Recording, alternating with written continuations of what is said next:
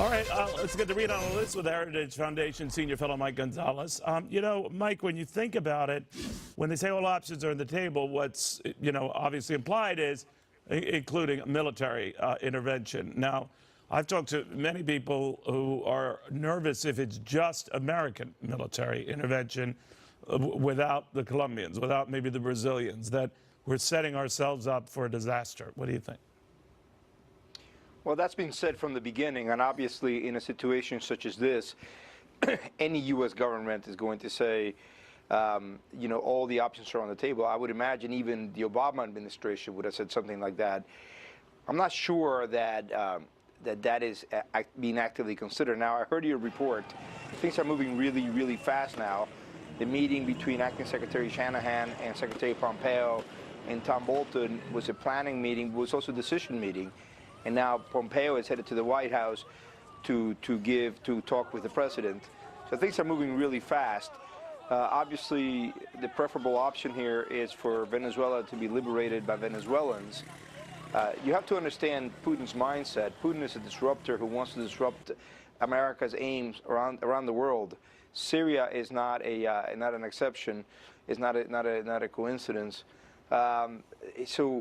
If we get involved in Venezuela, that would make Putin's day in a sense that he would be disrupting us even further, trying to engage, making us engage in all parts of the world.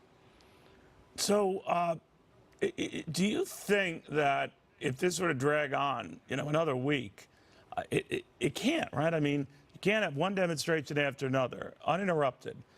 Someone's got to blink or bend, or some of these generals who have been so loyal right now to Maduro have got to be peeled off, right? Short of that, then what happens?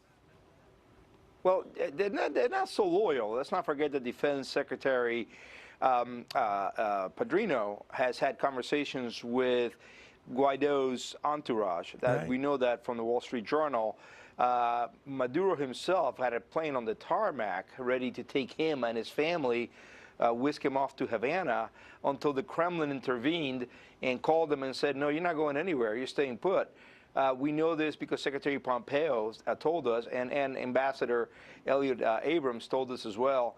I trust their intelligence on this. I think we have pretty good intelligence on this kind of stuff. So I'm not sure. I think what you're seeing right now is a bunch of scorpions in a bottle.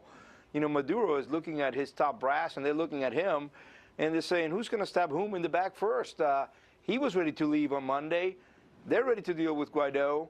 I think, I know that the situation is dragging on, but Maduro has never been this weak. This is a very weak position for him to be in.